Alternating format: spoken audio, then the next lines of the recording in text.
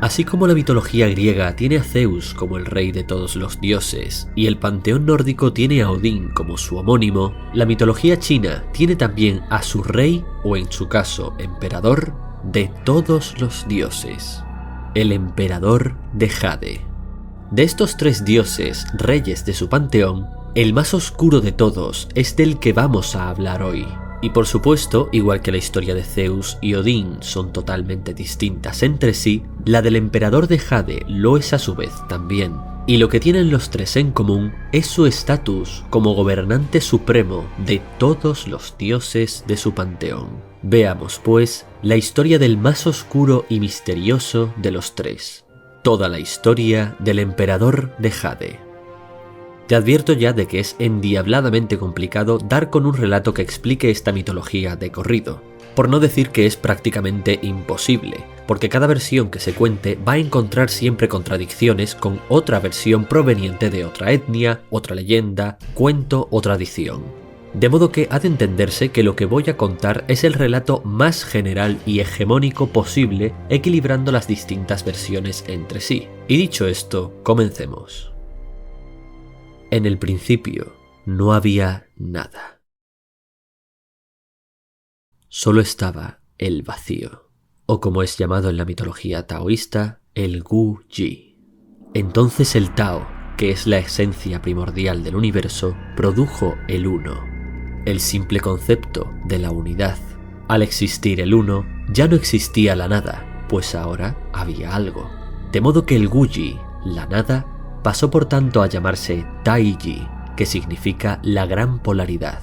Así era porque en esta unidad se arremolinaban las fuerzas de los polos opuestos del Yin y el Yang, provocando de esta manera un caos primordial, llamado el Hundun. En este momento de precreación, cuando el universo todavía era una única cosa, en donde estaba contenido todo el desorden, se manifestó de entre dicho caos el primer ser del universo, Yuan Shi.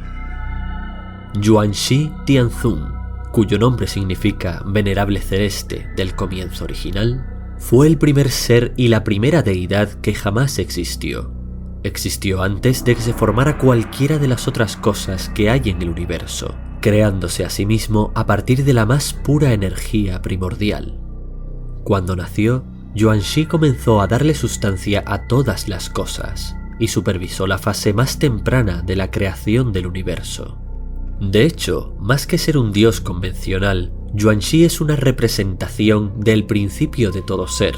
De él surgieron todas las cosas. Es eterno, ilimitado y sin forma.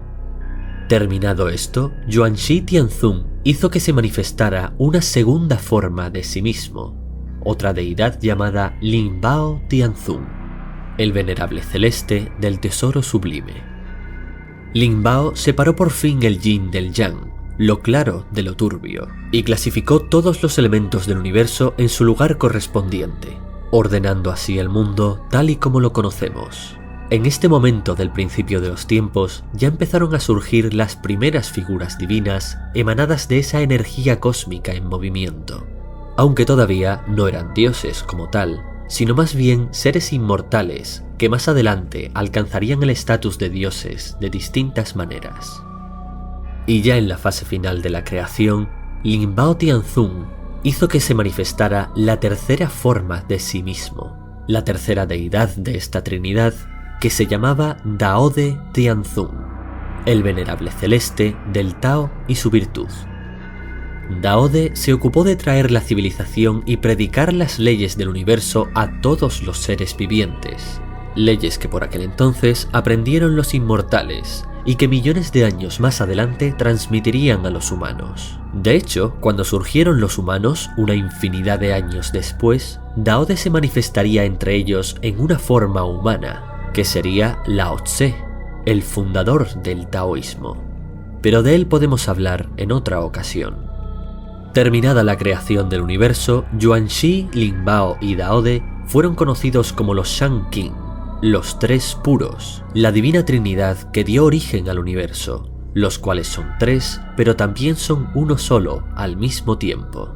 Después de esta tarea, los tres puros se retiraron al cielo, no al cielo en el que habitarían más adelante los dioses, sino a otro más elevado aún, algo así como una dimensión más allá de la propia realidad, llamada el cielo de la pureza de Jade. Y desde allí Yuan-shi se encargó de administrar todo cuanto concernía al mundo celestial. Pero mientras tanto, en el mundo terrenal, aunque ya deambulaban los inmortales, ninguno de ellos se había convertido aún en un dios que pudiera poner orden, ascender hasta los cielos y gobernar el universo desde allí. Así que Yuan-shi tendría que esperar hasta que apareciese un sucesor digno. Existía en esta época extremadamente antigua un reino llamado Guanyang Miaolé, que traducido significa el reino de la dicha pura y las majestuosas luces. Este reino estaba gobernado por un inmortal llamado Jingde, y la reina a su vez era llamada Bao Yueguang. Ni ellos ni ningún habitante de este reino eran humanos como tal, pues los humanos aún no habían sido creados, sino que se trataba de inmortales, seres con forma humana y habilidades sobrenaturales, pero que no eran humanos y tampoco llegaban a ser dioses. Como ya vimos en la historia de Sun Wukong, cuando en la mitología china se dice que alguien es inmortal, rara vez se refiere a que literalmente viva para siempre o que no pueda morir de ninguna forma, sino que a menudo se usa la palabra inmortal para referirse a alguien cuya vida es extremadamente longeva, aunque algún día termine muriendo, y que además es ampliamente invulnerable a casi cualquier tipo de daño, aunque no sea del todo invencible. Sucedía pues que el rey Jingde y la reina Bao eran ya muy ancianos y no habían conseguido engendrar ningún heredero. Por ello, el rey Jingde ordenó a sus sacerdotes que rezaran y celebrasen rituales durante medio año, y finalmente la reina soñó que los tres puros se manifestaban sosteniendo un bebé entre sus brazos para entregárselo. Y cuando despertó, se percató de que estaba embarazada. Tras 9 meses, a las 12 de la mañana del 9º día del primer mes lunar, aproximadamente en febrero para nosotros, nació su hijo y príncipe heredero. Al nacer, emitió una luz asombrosa y sobrenatural que iluminó todo el reino, y con el pasar de los años creció para convertirse en un inmortal amable, diestro, sabio y muy generoso. Consagró toda su juventud a atender a los necesitados, mostrando respeto y benevolencia a todas las criaturas del mundo, por lo que fue muy amado por sus súbditos. Finalmente, tras muchísimos siglos, su padre, el rey Jingde, terminó por fallecer, y el príncipe heredó el trono. Sin embargo, él era todavía un inmortal corriente, que vagaba por la tierra ayudando a toda la gente que podía, pero se sentía en cambio entristecido, porque sus poderes eran limitados y solo podía mitigar en parte el sufrimiento de los habitantes del mundo. Por ello, comunicó a sus ministros que deseaba cultivar el camino del Tao y culminarlo para convertirse así en un dios verdaderamente inmortal. Y para conseguir esto se dirigió a la montaña Pu Mianqianyang, la montaña de los acantilados brillantes y fragantes. Después de 1750 edades del mundo meditando sobre el Tao, durando cada una de estas edades 129.600 años, alcanzó por fin la inmortalidad dorada, la cual le hacía casi infinitamente longevo, y después de otros 100 millones de años haciendo lo mismo, finalmente dominó por completo el Tao y se convirtió en un dios, momento a partir del cual empezó a ser llamado Yu Di, el emperador de Jade, habiendo durado todo el proceso en total 326.800.000 años de meditación en total. Entonces fue cuando Yu Di fue señalado por Yuan-shi, la más alta y antigua deidad y origen de todas las cosas, como su sucesor y ayudante, para que en el futuro próximo fuera Yu Di el que gobernase en el cielo. Por aquel entonces, otros inmortales se habían convertido también en dioses, aunque ninguno era tan grande y poderoso como Yu Di. Aún así, el mundo era un lugar duro y hostil en el que vivir. Sus habitantes tenían tremendas dificultades para subsistir, y además eran acosados a menudo por todo tipo de demonios y seres monstruosos. Aún había muy pocos dioses que pudieran protegerles, y de hecho, estos ahora estaban muy ocupados defendiéndose de una gran cantidad de poderosos y malvados demonios que los desafiaban tratando de asaltar el cielo. Al mismo tiempo que Yu Di había estado meditando sobre el Tao durante cientos de millones de años para convertirse en un dios poderoso, una entidad diabólica, una representación antigua y sin nombre de las fuerzas del mal, tuvo la ambición de conquistar todo cuanto hubiera sobre la tierra y también a los dioses del cielo y proclamar su soberanía sobre todo el universo. Y para conseguirlo, también se retiró a meditar durante cientos y millones de años, y así incrementar su poder. Poco antes de que Yu Di terminara su meditación, este gran diablo ya había concluido la suya, y sintiéndose seguro de que nadie podría vencerle jamás, reclutó un ejército de demonios para que le acompañaran a invadir el cielo. Los dioses que se enfrentaron a ellos fueron incapaces de detener al poderoso diablo y a todas sus grandes huestes al mismo tiempo, y estaban siendo derrotados. Pero afortunadamente, Yu Di terminó su meditación mientras se estaba desarrollando la guerra, y al ver un resplandor maléfico emitido desde el cielo, supo que algo no andaba bien. Ascendió hasta allí, vio que se estaba librando una guerra y pudo contemplar cómo el gran diablo era demasiado poderoso como para ser detenido por cualquiera de los dioses presentes. Así pues, desafió al gran diablo en solitario, desatándose a continuación una batalla entre los dos. Las montañas, los ríos, los mares, la tierra, el cielo y las estrellas se agitaron terriblemente, como si el universo entero no fuera capaz de resistir en pie el choque de estas dos inimaginables fuerzas. Y tras una intensa lucha, Yu Di salió victorioso, pues su cultivo del Tao había sido más profundo que el del gran diablo, no solo en cuanto a su poder, sino también por su benevolencia y sabiduría, contra las que el mal no pudo imponerse. Tras la total aniquilación del gran diablo, todos los demonios de su ejército fueron dispersados y perseguidos por los dioses hasta que el cielo quedó despejado de todo mal, y los monstruos tuvieron que esconderse en las grietas cavernosas de la tierra.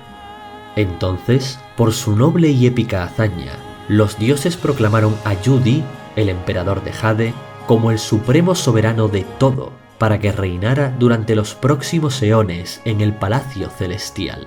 Y desde entonces en adelante, el emperador de Jade tuvo más responsabilidades de las que el propio Yuan Shi había tenido en su día, pues no solo se ocupaba de administrar los asuntos del cielo, sino que supervisó sin descanso todo cuanto acontecía tanto en el cielo como en la tierra. Más adelante llegaría el momento de la creación de los humanos. Existe un mito que explica que el emperador de Jade en persona creó a los primeros humanos con arcilla y los dejó secarse y endurecerse al sol. Pero antes de que estuvieran terminados, cayó algo de lluvia que deformó a algunas figuras, lo que dio lugar a las deformidades y enfermedades humanas. Pero más común que ese es el mito que explica que fue la diosa Nugua quien creó a los seres humanos. Nugua es una diosa muy respetada y poderosa y que en numerosas fuentes es referida como la hija del emperador de Jade. Ella fue engendrada muy pronto, de modo que había estado existiendo casi desde el principio de los tiempos si lo tomamos en perspectiva. Durante mucho tiempo estuvo vagando por el mundo, pero en este apenas había animales y ya no era habitado por casi ningún inmortal, pues la mayoría de ellos ya se habían convertido en dioses en el cielo o habían abandonado este mundo. Así que Nugua, sintiéndose sola, comenzó a crear animales cada día, y el séptimo día comenzó a crear a los humanos usando arcilla. Empezó esculpiéndolos uno por uno, pero eventualmente acabó por cansarse y decidió introducir su bufanda en la arcilla, para luego sacudirla en el aire y que las gotas de arcilla cayeran al suelo, transformándose cada una de estas gotas en un ser humano. Estos últimos serían pues el pueblo llano, mientras que los primeros, hechos a mano por ella, serían los nobles. E igualmente, otras de las figuras fueron deformadas por un poco de lluvia, lo que provocó las enfermedades y malformaciones humanas. Finalmente, en otra versión de la creación de la humanidad, Nugua y su hermano Fuxi fueron de los pocos supervivientes de una gran inundación que asoló el mundo. De modo que, por orden de su padre, el emperador de Jade, ambos se casaron y Nugua tuvo un hijo que era una gran bola de carne. Esta bola de carne se dividió en trozos pequeños, y los trozos se esparcieron por todo el mundo, convirtiéndose en los seres humanos. Se cuenta un mito poco conocido acerca de que en cierto tiempo una gran sequía se había extendido por toda la tierra. Fue entonces que los 4 reyes dragones del mar notaron la difícil situación de la gente y viajaron para suplicar al emperador de Jade en el Palacio Celestial que trajera las lluvias. El emperador, no obstante, estaba muy ocupado gobernando los cielos, la tierra y todos los asuntos del universo al mismo tiempo, y aceptó distraídamente enviar las lluvias al día siguiente. Pero poco después de que los dragones se marcharan, el atareado emperador olvidó su promesa. Así que, después de 10 días, las lluvias aún no llegaban y la gente comenzó a morir de hambre. Los dragones no podían quedarse de brazos cruzados esperando, así que decidieron evaporar grandes masas de agua del mar para provocar así las lluvias por ellos mismos. Los humanos estaban al fin salvados y rezaron en agradecimiento al emperador de Jade, creyendo que había sido cosa suya. Pero cuando el emperador se percató de esto, se molestó con los dragones por haber intervenido ellos en su nombre sin su consentimiento. De modo que para castigarlos, ordenó al dios de la montaña que atrapara a los 4 dragones, y así se hizo. Sin embargo, de cada montaña que atrapó a un dragón, surgió un nuevo río. Del dragón amarillo vino el río amarillo, del dragón largo el río Yangtze, del dragón negro el río Amur, y del dragón perla el río Perla. Los ríos fluyeron de vuelta al océano, y así los dragones regresaron a su hogar. A partir de entonces, los ríos fluyeron de oeste a este y de norte a sur, y los dragones se aseguraron de que los pueblos de China nunca más se quedaran sin agua. El emperador de Jade tuvo otra hija además de Nuwa, que era llamada Xinu, que literalmente significa la muchacha tejedora, a la que con frecuencia se representa tejiendo nubes de color en el cielo. Todos los días, Xinu bajaba a la tierra con la ayuda de una túnica mágica voladora para bañarse en un río.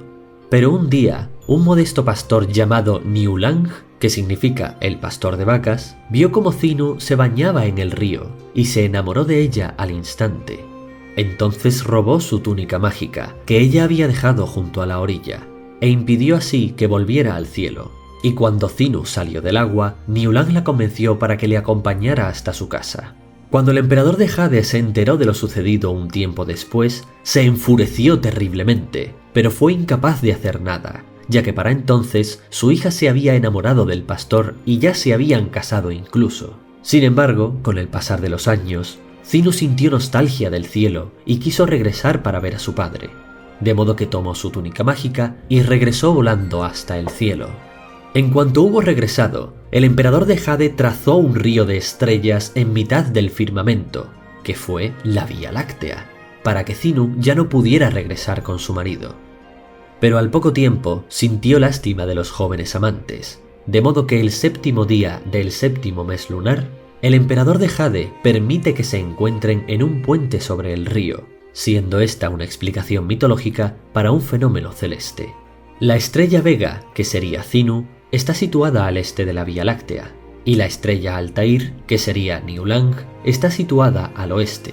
Pero en esta fecha mencionada, que cae en torno a agosto, las condiciones lumínicas hacen que la Vía Láctea se vea más tenue, como si un puente hiciese un camino entre las 2 estrellas. Este día se celebra en China en una festividad llamada Qi Chi, similar al día de San Valentín en Occidente. Y si ese día llueve, se dice que son las lágrimas de Xinu, que llora de alegría al reencontrarse con su esposo. El último mito que tiene al emperador de Jade como protagonista es el que explica cómo fue creado el zodiaco chino. Sucedía que el emperador de Jade, aunque había gobernado el cielo y la tierra durante una infinidad de años, nunca había tenido tiempo de volver a visitar la tierra desde que se asentó en el Palacio Celestial, y las cosas en el mundo habían cambiado mucho en aspecto en todo ese tiempo. Así que, como sintió curiosidad por saber cómo eran exactamente las criaturas que lo habitaban ahora, pidió a los principales animales que lo visitaran en el cielo. El gato, que era el más vanidoso de todos los animales, le pidió a su amiga la rata que lo despertara el día que iban al cielo, para que así no se quedara dormido. Sin embargo, a la rata le preocupaba que ella pareciese fea en comparación con el gato, por lo que llegado el día prefirió no despertarle.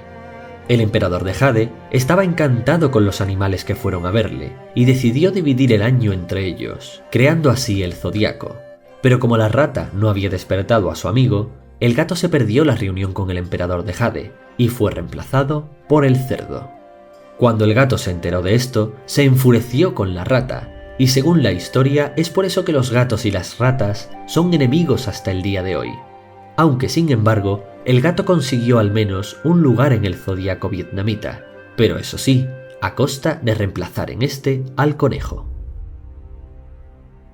El emperador de Jade participa en muchos otros relatos de la mitología china, como sin ir más lejos, el viaje al oeste de Sun Wukong, pero suele hacerlo en calidad de juez o gobernante, y no tanto como una figura protagonista, ya que prácticamente nunca se puede permitir el lujo de abandonar sus infinitas tareas como administrador de todo el cosmos, y en muy pocas ocasiones llegamos a verle en acción, aunque cuando lo hace demuestra ser uno de los seres más poderosos de toda su mitología. Respecto a las fuentes de donde podemos conocer la historia del emperador de Jade, como ya he explicado antes, es casi imposible encontrar una sola versión de su historia que no se contradiga con otra, pues todas ellas provienen de distintas etnias, tradiciones y leyendas muy antiguas y arraigadas en el folclore chino más arcaico. De hecho, no existen libros dedicados especialmente a la mitología en la antigua China, y sus mitos se encuentran por tanto recogidos en múltiples obras de historia, filosofía y poesía, o en forma de menciones a personajes mitológicos mezclados con personajes históricos. Y por si fuera poco, todas estas obras y menciones pertenecen a corrientes de pensamiento taoísta, confucianista, legalista y monista que se mezclan entre sí. Las fuentes literarias de la mitología china en donde podemos saber acerca del emperador de Jade y el resto de dioses son principalmente el Ziguai, un género literario de cuentos y novelas sobrenaturales, el viaje al oeste, en donde se cuenta la historia de Sun Wukong e intervienen muchos dioses, los cuentos extraños de un estudio chino del autor Pu Songlin, la investidura de los dioses o Fengsheng Yanji, una novela que mezcla sucesos históricos con mitológicos, el Heian Zuan o Epopeya de la Oscuridad, la única colección de leyendas de la etnia Han de China que data de entre el año 600 y 900 después de Cristo, y por último los distintos textos de poesía china.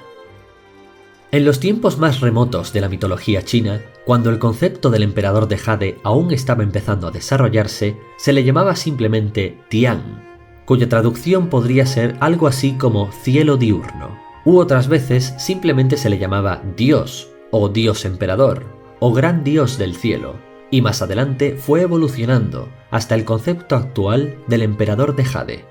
El Emperador de Jade recibe muchos otros nombres, la mayoría de ellos muy parecidos, como Yu Di, que significa literalmente Emperador de Jade, Yu Wang, que significa Augusto de Jade, Yu Wang Shangdi, Emperador Augusto de Jade, y Yu Wang Da Di, Gran Emperador Augusto de Jade. En el caodaísmo, una religión sincrética de Vietnam que mezcla elementos del cristianismo, el islamismo, el hinduismo, el budismo, el taoísmo y el confucianismo, se le llama Cao Dai, que significa poder supremo. En el budismo se le identifica como Sakra, el señor de todos los devas, unas entidades espirituales que a menudo son traducidas en Occidente como dioses, pero que no lo son exactamente, algo que ya explicaremos cuando toque hablar de mitología budista. En la mitología coreana se le conoce como Haneujim, y en el taoísmo se le suele llamar Haotian Jinke, el supremo dios emperador de Jade. Respecto a su familia, el árbol genealógico del emperador de Jade quedaría más o menos así. Según la colección de libros del emperador Gao Shang, sus padres biológicos serían los reyes inmortales Jingde y Bao Yueguang. Su padre espiritual y creador de facto sería Yuan Shi, el primer motor del universo en persona.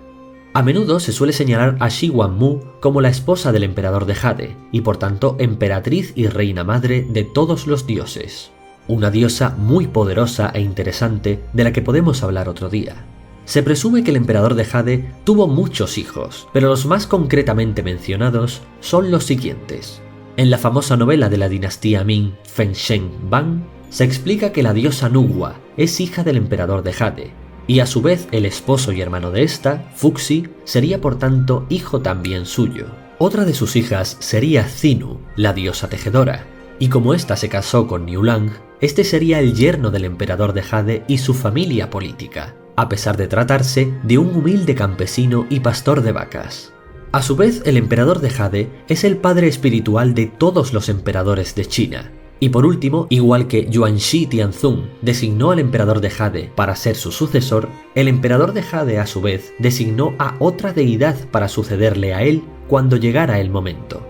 Un dios llamado Yushen Tianxi, que significa el celestial maestro de Jade del amanecer de la Puerta Dorada. Un dios que suele aparecer representado junto al emperador de Jade, pero del que no sabemos casi nada, por lo que algunos deducen que puede tratarse de su hijo heredero, mientras que otros piensan que simplemente se trata de otra deidad que aparecería en el futuro para sucederle, aunque no esté emparentado con él. En cuanto a sus poderes y habilidades, sabemos que era muy poderoso, aunque no se nos dan muchos detalles. El emperador de Jade es el gobernante del cielo, de la tierra, de los mares, las estrellas y de todo el universo. Se trata del dios con el más alto estatus de toda su mitología, solo superado por los Sanguin, los tres puros, la trinidad divina emanada de Yuanxi, el primer motor y creador de todas las cosas. Pero estos están retirados en un plano celestial más allá del cielo, y prácticamente no se ocupan de ningún asunto, ni intervienen jamás en nada, más allá de las meditaciones taoístas, de modo que todo está en manos del emperador de Jade, y nadie queda por encima de su autoridad entre los dioses.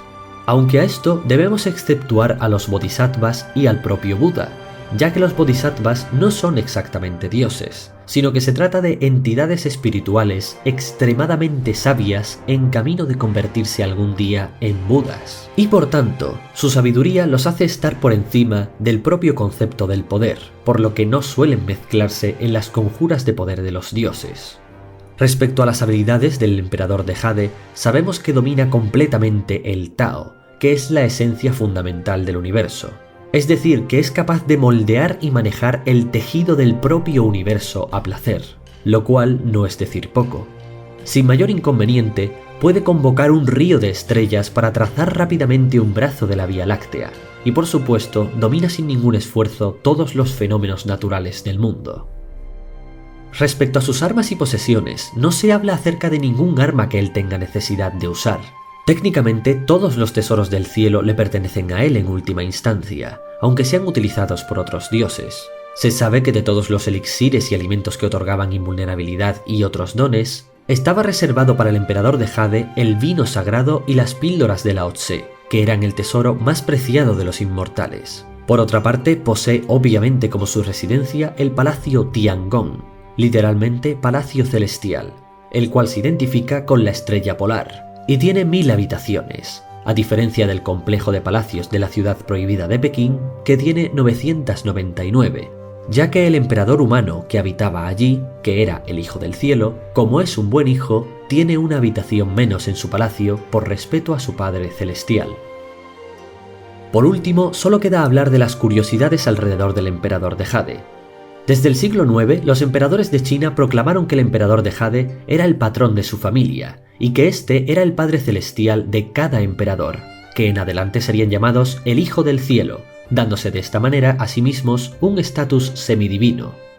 El 9º día del primer mes lunar, que cae aproximadamente en febrero, es el cumpleaños del dios emperador de Jade. Respecto a su dieta, casualmente se cree en el taoísmo que los dioses de alto rango como el emperador de Jade y los tres puros son vegetarianos, así que se usan dulces, fruta y pasteles como ofrendas en los rituales de culto a este dios, aunque en otras tradiciones sí que se usa carne. El San Valentín chino, el Qi-Chi, cuyo origen fue provocado por el emperador de Jade, es también conocido como Tanabata en Japón, Chilseok en Corea y Tat Tich en Vietnam. La estación espacial china es llamada Tiangong, literalmente Palacio Celestial, y un cráter de Rhea, una luna del planeta Saturno descubierta por la sonda Voyager 2, fue bautizado con el nombre de Emperador de Jade. Y por último, probablemente te hayas percatado de que a la hora de hablar del mito de la creación del mundo y los seres humanos, no he mencionado a Pangu, el dios chino primordial al que se le suele atribuir estos méritos.